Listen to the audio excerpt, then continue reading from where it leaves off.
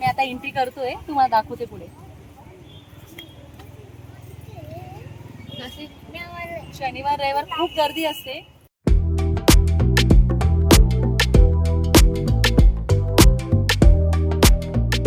नमस्कार मंडळी, माझ्या चॅनलमध्ये आपलं स्वागत आहे.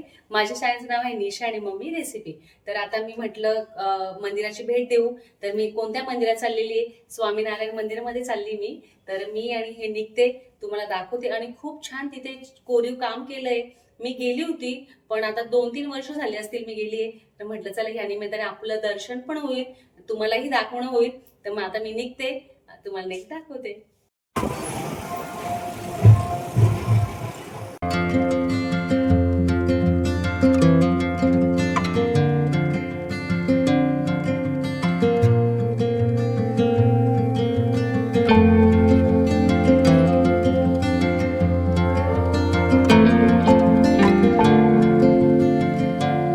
दाखवणार आहे बघा. आता स्वामीनारायण मंदिर आलं आहे.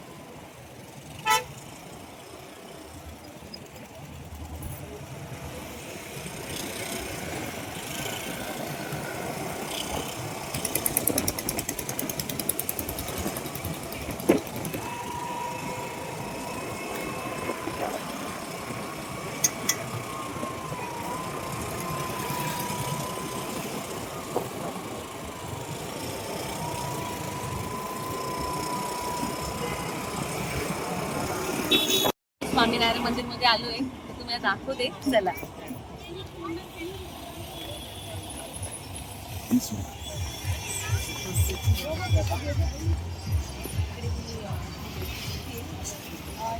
ही महादेवाची मूर्ती आहे, ती दाखवते मी तुम्हाला.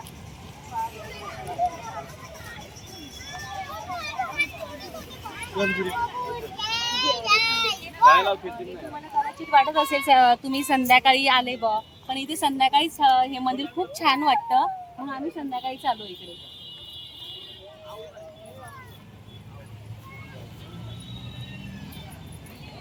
किती सुंदर झाडं वगैरे पण गार्डन केलेलं आहे इथे छान. महादेवाची मूर्ती तुम्ही बघा, किती सुंदर केली इथे.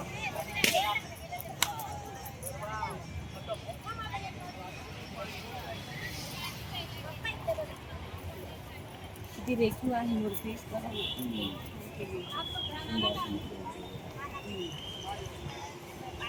आणि सगळे इथे फोटो वगैरे पण काढतात. पहिले हे नव्हतं केलेलं, पण आता छान केलं. तिथे मूर्ती ठेवलेली आहे, जेणेकरून लांबून फोटो काढू शकतो कोणी पण, नाही छान मूर्ती ठेवलं, पण मला समजत नाही. तुम्ही मला सांगा आणि सगळ्यांनाही सांगा. ओके. तर ह्या ज्या मूर्त्या आहेत ना, तर हे एक प्रकारचा समुद्र मंथनांचा असा त्यांनी देखावा दाखवलेला आहे. आता तिथे बघा, सर्वात पहिले त्यांनी काय दाखवलेलं आपल्याला, हा शेषनाग आहे. त्यानंतर हे सर्व आसुर लोक आहेत की ज्यांच्या डोक्यावरती, एकाच्या पण डोक्यावरती मुकुट नाही, शिंग आहे पण मुकुट नाही आहे. का नाही आहे? तर कारण त्यांच्या डोक्यावर हे आसुर लोक आहेत. त्यानंतर सेंटरला आहे तो पर्वत आहे आणि त्याच्या खाली दिलेला एक कासव, आणि ते ज्या लाटा दिसत आहेत तो आहे समुद्र, आणि तिकडनं आहे देवलोक. तर ते ज्यांच्या पण डोक्यावरती मुकुट आहे ते सर्व आहेत देवलोक. तर हे सर्वांचं असं समुद्राचं मंथन करता आहेत ते. तर समुद्रामधून जे काय आपले रत्न वगैरे जे निघालेले आहेत ना, ते सर्व इथून या समुद्रामधून निघालेले आहे. आणि त्याचप्रमाणे आपल्या धर्तीवरती जे अमृत निघालेलं आहे, अमृत जे निघालेलं आहे ते पण आहे ना, या समुद्र मंथनातून निघालेलं आहे. आणि त्याच समुद्र मंथनातलं ते अमृत ते तिथे भगवान विष्णू हे घेऊन निघालेले आहेत. अशा प्रकारे तिथे बघा, त्यांच्या हातात पण आहे ते अमृत दिसतंय. आणि हा शेषनाग आहे. त्या काळामध्ये देवलोकांच्या वेळेस अशी दोरी वगैरे असा काही प्रकार नव्हता. तर त्या शेषनाग हा खूप स्ट्रॉंग होता. ते शेषनागाला त्यांनी त्यावेळेस दोरी म्हणून तिथे यूज केलं होतं. जसं आपण एखाद्या लोणीला ना, जसं हे करतो, लोणी तयार करतो, त्याचप्रमाणे इथे समुद्रासाठी त्यांनी शेषनागाचा यूज केलेला आहे. त्याच्यामध्ये आम्ही आता एंट्री करतोय, तुम्हाला दाखवते पुढे. शनिवार रविवार खूप गर्दी असते. आज सोमवार असल्यामुळे आहे, बरेचसे आहेत पण कमी आहेत. कारण आता मुलांना सुट्ट्या पण लागल्या आहेत, तर सगळे मुली, छोटे छोटे मुलं वगैरे सगळे आलेले नाही का, खेळताय सगळे गार्डन मध्ये. इथे छोटंसं गार्डन पण तयार केलेलं आहे.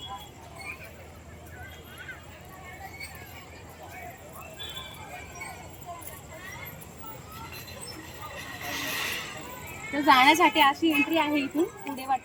ऍक्च्युली हे महाभारतामधील स्ट्रक्चर त्यांनी दाखवलेलं आहे ते इथे काय काय त्यांनी कशा प्रकारे त्यांनी स्ट्रक्चर बनवलेले बघा ते बघून घ्या. फोटोज काढलेले आहेत त्याच्यामध्ये तुम्हाला. आणि इथे पण इथे महाभारताचं त्यांनी जे भीष्म पितामह होते ना त्यांच्या वडिलांबद्दल त्यांनी इथे माहिती दिलेली आहे. ठीक आहे. त्यानंतर इथे आपले अर्जुनाबद्दल त्यांनी अर्जुनाची एकाग्रता कशी होती त्याच्याबद्दल त्यांनी इथे माहिती दिलेली आहे. त्यानंतर तिथे अर्जुन येईना त्या पक्षीच्या डोळ्याचा बाण कसा मारतो तिथे बघा हा छान पक्षी दाखवला आहे एकदम. अर्जुन दाखवलेला आहे. हे अर्जुन आहे. अर्जुन दाखवलेला आहे.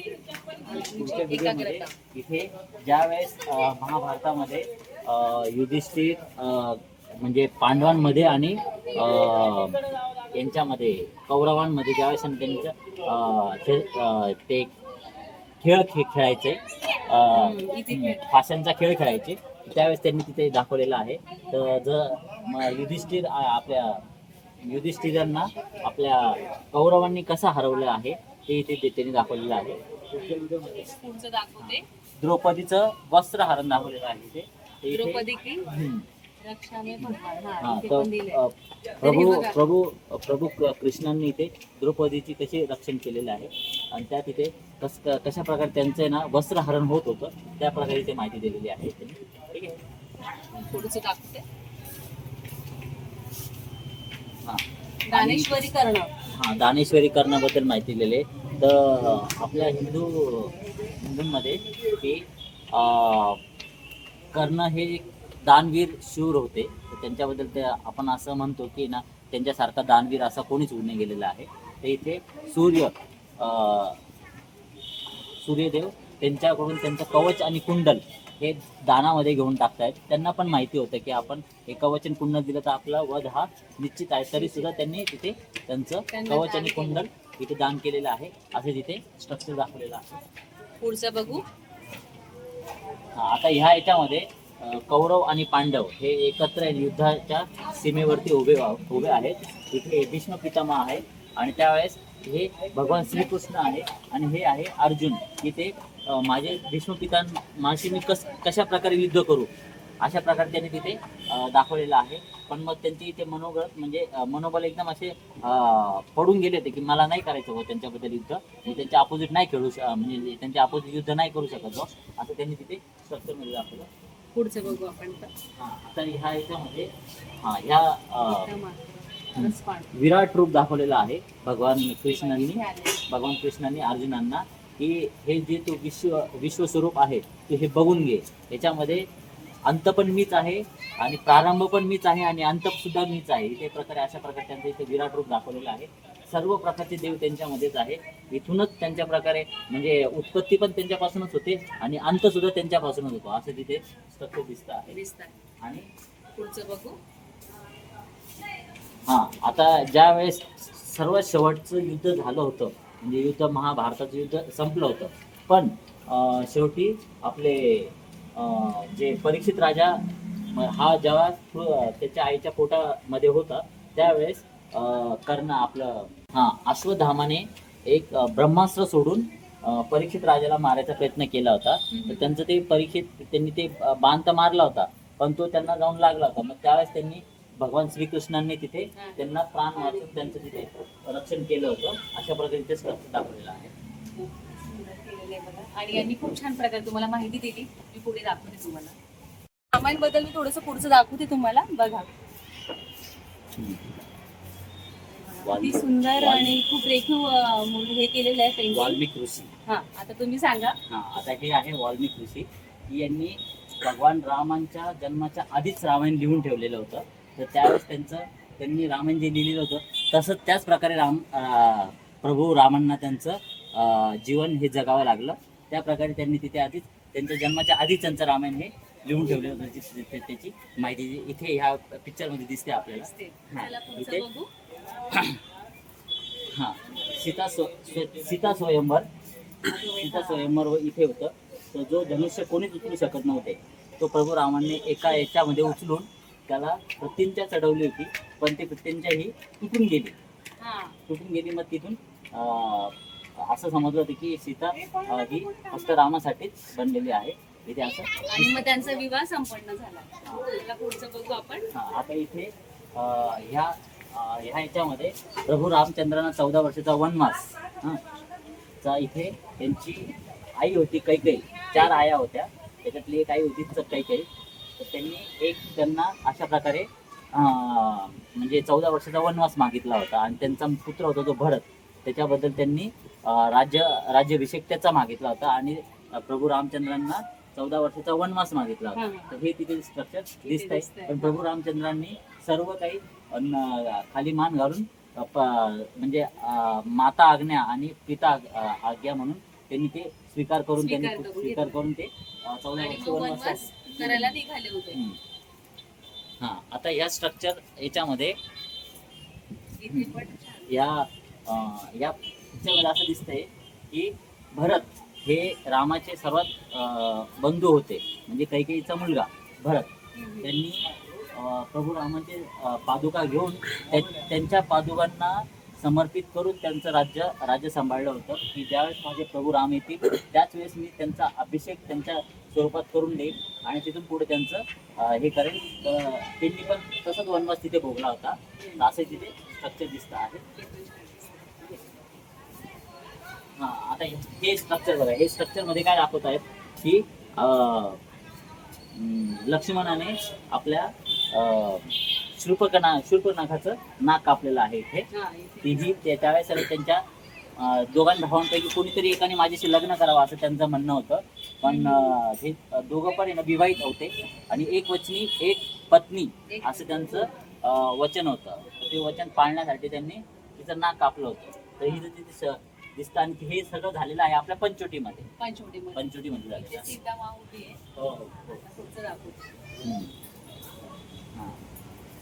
आता एक अशा प्रकारचा मारीव म्हणून राक्षस होता. मारीव नावाचा राक्षस की तो एक हरणीच्या स्वरूपात आला होता. सुवर्ण अशी हरणी. तर त्यावेळेस त्यांचा वध म्हणजे तिचं हे करायची होती त्या प्रभू रामचंद्रांना की तिचे आपण एक बसण्यासाठी एक हे तयार करू बा तिच्या खालीपासून. अशा प्रकारे त्यांचं इच्छा होती म्हणून त्यांना मारलं. पण तिथे ना ती हरिण तर नाही निघाली, पण तिथे राक्षस निघाला. तिथे दिसते. आता ह्या याच्यामध्ये रावणाने सीतेचं हरण केलेलं होतं हे तिथे दिसतं आहे आपल्याला. तर ही लक्ष्मण रेषा क्रॉस करायची नव्हती त्यांना, ती त्यांनी क्रॉस केलेली आहे हे इथे दिसतं आहे. आणि अशा प्रकारे रावणाने सीतेला हरण करून घेतलेलं होतं. जटायू. आता जटायूनी सीते मातेचं जसं हरण केलं होतं रावणाने, तर ते अडवण्यासाठी जटायूने आपले प्राण त्याग केले होते. तर रावणाने त्यांचे पंख कापले होते आणि त्यांना मृत्यूदंड दिला होता. तर त्यावेळेस त्यांचं इथे मग प्रभू रामचंद्राने तिथे त्यांचं काय म्हणतात ते पित्र दान करतात ना, त्या प्रकारे त्यांचं पती वडील म्हणून त्यांचं तिथे त्यांनी पिंडदान केलं होतं असं इथे दिसतं आहे. आता या व्हिडिओमध्ये शबरीचे बोर. आता शबरीचे जे बोर होते ना, तर शबरी ही सर्वात प्रभू रामचंद्राची सर्वात अशी एक भक्त होती की ती फक्त राम नामच जपन करायची. पण ती ज्यावेळेस आहे ना फक्त आणि फक्त प्रभू रामचंद्राचंच वेट करत होती त्या कुटेमध्ये. तर प्रभूच्या रामचंद्रांना समजलं की अरे ही वेट करते, मग आपण जाऊया तिथे. मग गेल्यानंतर त्यांनी तिचे उष्टे बोर म्हणजे ती काय करायची, बोर तोडायची. जर गोड असेल तर खायची, गोड असेल तर ठेवायची आणि जर कडू असेल किंवा आंबट असेल तर ते फेकून द्यायची. अशा प्रकारे ती एक बोर असं टेस्ट करून ती रोज गोळा करून ठेवायची. पण प्रभू चंद्रने आले का परत टाकून द्यायची. मग त्याचप्रमाणे रोज ती तेच काम करायची. अशा प्रकारे तिने कमीत कमी तिचं पूर्ण आयुष्य प्रभू रामचंद्रांच्या म्हणजे वेट करण्यामध्ये घालवलं.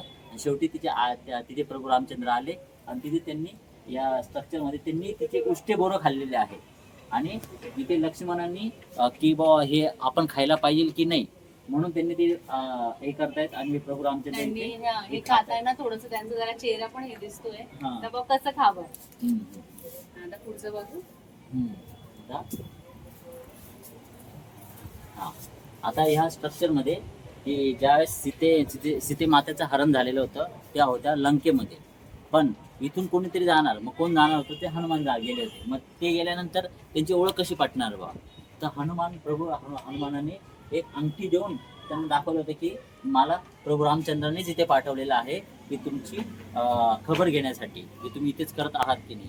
मग त्यावेळेस त्यांनी इथे स्ट्रक्चर हे पुष्प वाटिकामध्ये आणि ह्या दासी इथे हा. झोपली. दास्या नाही या राक्षसीच आहेत. राक्षसीच आहेत हे त्या. सगळं तिथलं आहे. हा, याच्यामध्ये राम सेतू बनवलेला आहे. जो राम आपल्या सेतू. याच्यामध्ये राम सेतू बनवला होता ना, तर हे पूर्ण स्ट्रक्चर त्याचं बनवलेलं आहे. इथलंच आहे. जसं समुद्रावरती आपण कधीच आहे ना असं ब्रिज बनवू शकले नाही आतापर्यंत, पण प्रभू रामचंद्रांनी बनवून दाखवलं त्याच्याबद्दल इथे माहिती दिलेली आहे. संजीवनी बुटी. हा. आता ह्या स्ट्रक्चर मध्ये असं दिसतंय की ज्यावेळेस शक्ती लागली होती आपल्या लक्ष्मणाला, तर त्यावेळेस आहे ना त्यांना संजीवनी बुटीची गरज होती. तर ती फक्त हिमालयामध्ये होती. तर ती घेऊन आणणारे फक्त प्रभू हनुमानजीच होते. तर त्यावेळेस त्यांना तर समजत नव्हतं की कोणती आपण जडीबुटी आणायला पाहिजे. तर त्यांनी तो पूर्ण एक तो पर्वतच उचलला होता आणि तिथे त्यांनी ड्राय घेऊन आले होते. तर तिथे त्यांचं इथे स्ट्रक्चर दिसतं आहे. आता हे लास्ट हा, हे शेवटचं आहे. शेवटचं आहे की याच्यामध्ये युद्ध चालू आहे. युद्ध चालू आहे आणि प्रभू रामचंद्र हे रावणाचा वध करतायत. तर पहिले सर्व 10 तोंड त्यांनी ना उडवले होते रावणाचे रामाने, पण एकही तरी सुद्धा आहे ना त्याला मृत्यू नव्हता आला. तर मग बिभीषणाने त्यांना सांगितलं होतं प्रभू रामचंद्रांना की याची पूर्ण शक्ती ही त्याच्या नाभीमध्ये आहे. तर त्यावेळेस नाभीला तुम्ही छेद करा, त्यावेळेस तो तिथे मरण पावेल. तिथे त्यांनी तिथे असं स्ट्रक्चर दिसतं. हे पण त्यांनी खूप छान रामायणमध्ये सगळं छान सांगितलं. तर पुढे दाखवते तुम्हाला. तर बघा ही कोरीव डिझाईन किती सुंदर केलेली आहे. आणि हे खूप दिवस काम चांगले 5-6 वर्ष हे काम चालू होतं मंदिराचं. तेव्हा ही पूर्ण बारीक डिझाईन खूप छान केलेली आहे. बघा काय कारागीर असतील ते, एवढं सुंदर याने डिझाईन केली. किती मेहनत असेल त्यांची याच्यात. खूप सुंदर बनवलंय सर्व. हे बघा हे किती सुंदर मंदिर आहे, भरपूर मोठं आहे. आणि हे बघा समोर आपलं हे स्वामीनारायण मंदिर आहे. नाशिकचं स्वामीनारायण. नाशिकचं स्वामीनारायण मंदिर. तर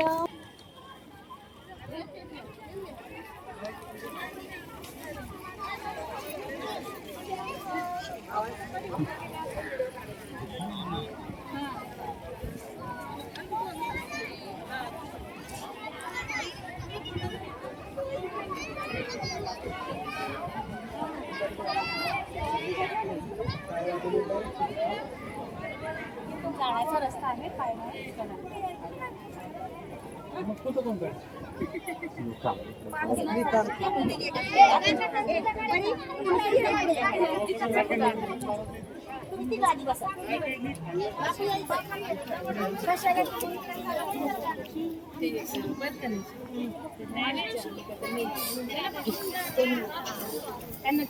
आपण मंदिराजवळ आलोय.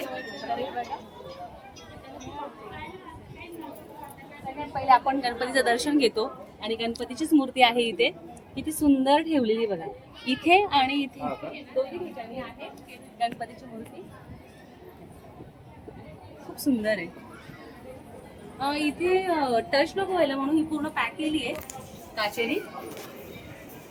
इथे पण आहे मूर्ती. ही भोलेची मूर्ती आहे, महादेवांची आहे. इथे पण आहे, इथे पण आहे. आणि हा आता एंट्रीचा रस्ता आहे आपला. तुम्ही चला.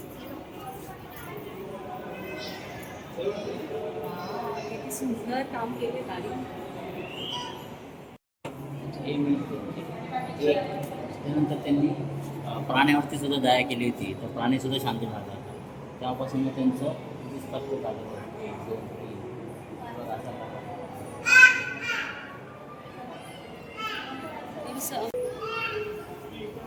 आणि बघा हा दरवाजा बघा किती सुंदर केलाय, बारीक डिझाईन आहे, कलश आहे त्यावर. आता तुम्हाला छोट्या छोट्या मूर्त्या दाखवते. इथे डिझाईन केली. हे बघा, सगळे आपले गणपतीचे आहे, सगळे वेगवेगळे बघा. गणपतीला डब्बू घेऊन इथे ढोले, हे बघा, सर्व ठेवलेलं आहे. इकडे पण आहे. ते टाळ वाजत आहे, ते टाळा वाजवत आहे. इथे इथे लिहितायत, लिहिताय. नंतर इथे आहे ना मोदक खात आहे, इथे मोदक आहे. इथे आहे ना वीणा वाजत आहे.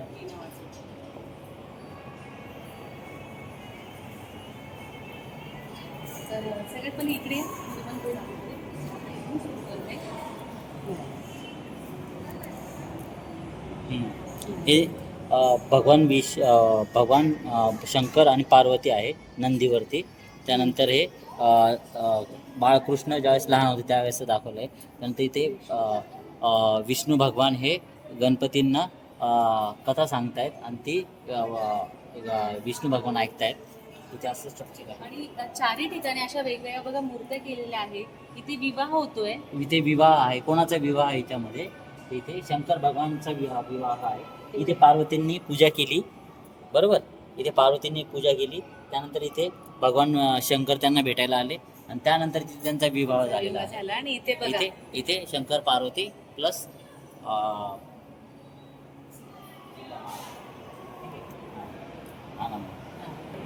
ऋषी आहे. सगळी पूजा चालू आहे. तर हे बघा, पूर्ण अशी डिझाईन म्हणजे चारही ठिकाणी वेगवेगळ्या मूर्त्या केलेल्या आहेत.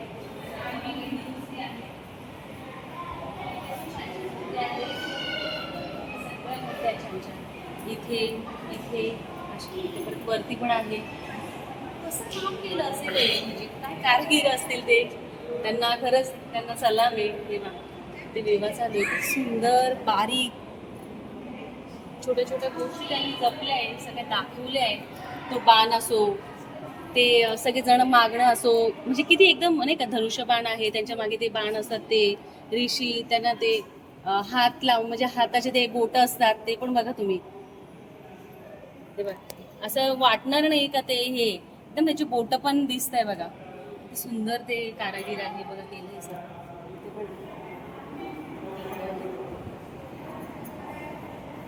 त्या अशा बऱ्याचशा अशा जेवढी हे आपले हे आहे हे पॅक केलेले असतात. हां, तर इथे असे खूप ठिकाणी त्यांनी ठेवलेले आहेत. तर मी पुढे दाखवते. इथे गणपती आहे.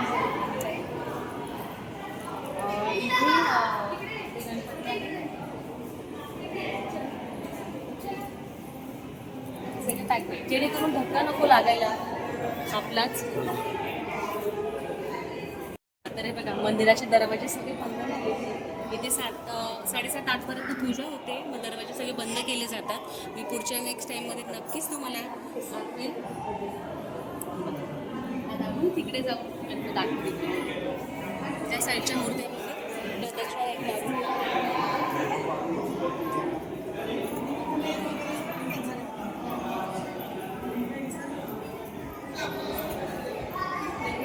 इथे पण खूप छान मूर्त्या केलेल्या आहेत.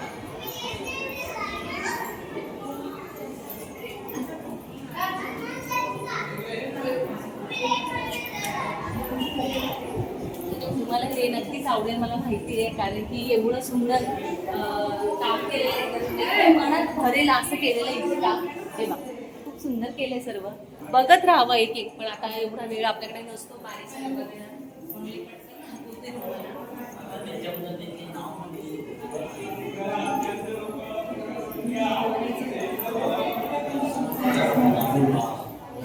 ते नावं पण दिले त्यांच्या, आता बघितले मी. इंद्रदेव छान आहे ते. जागा कृष्णाची.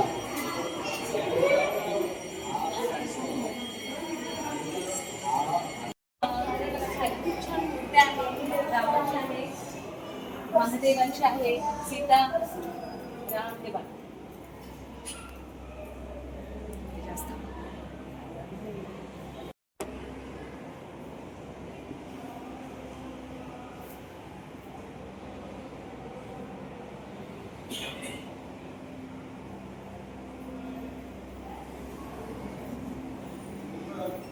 हे सोने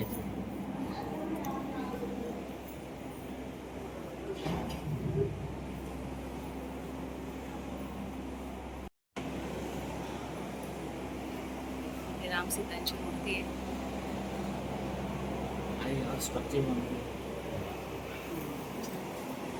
इथे पण आहे. किती सुंदर, किती छान स्ट्रक्चर केलंय बघा ना तुम्ही.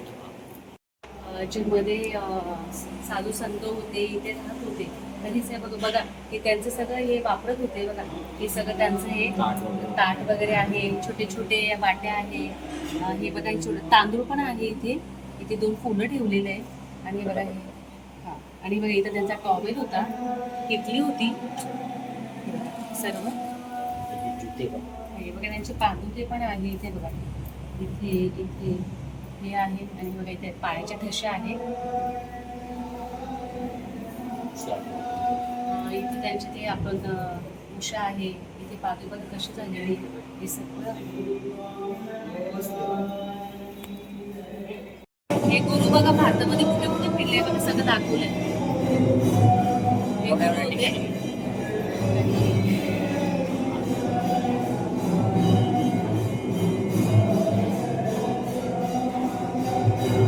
इथून सगळे नावं आहेत. आणि एवढे 65 एवढे ते फिरले होते गाव.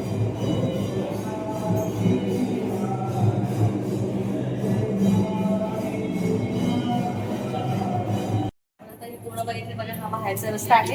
इथून एक्झिट आहे. इथे छान आहे. इथे दिले आहे बघा छान. आणि दाखवते तुम्हाला. आणि इथे छानशी झाडं लावलेली आहे.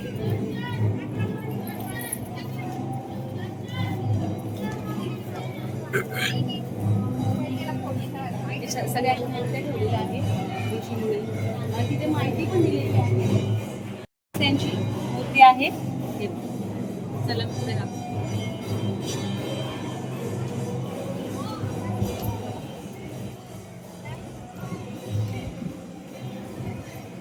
संत ज्ञानेश पण आहे. इथे पण सगळं दिलं आहे त्यांचं. तर तुम्ही थांबून वाचू शकतात. 2 मिनिटासाठी तुम्ही थांबून घ्या आणि वाचून घ्या. हे संत नामदेव आहे.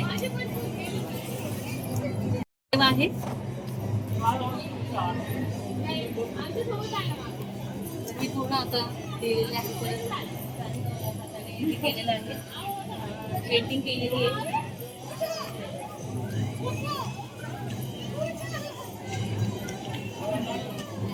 संत एकनाथ आहे.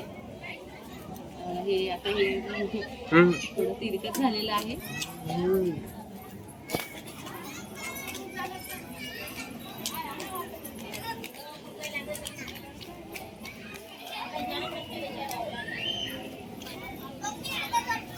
हे समर्थ स्वामी रामदास आहे.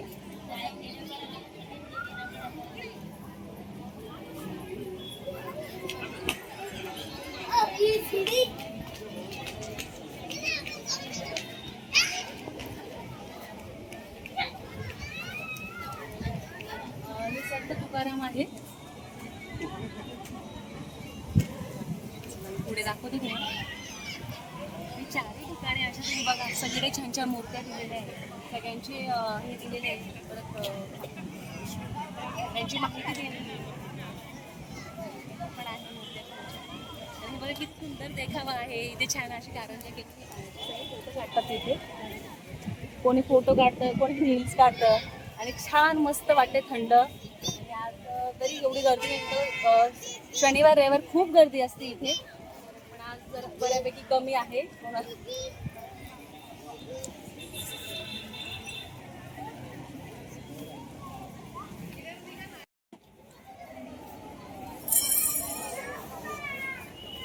आणि हे शंकराचार्य आहे. तर अशा बऱ्याचशा मूर्ती आहे पुढे. आणि त्याची माहिती पण दिलेली आहे. त्यांची छान पेंटिंग पण केलेली आहे. तर आता बघा तुम्ही एकदा परत बघा मंदिर. मी खूप छान त्यांनी आता मी पूर्ण दाखवलं तुम्हाला. बघा एकदा मंदिर तुम्ही.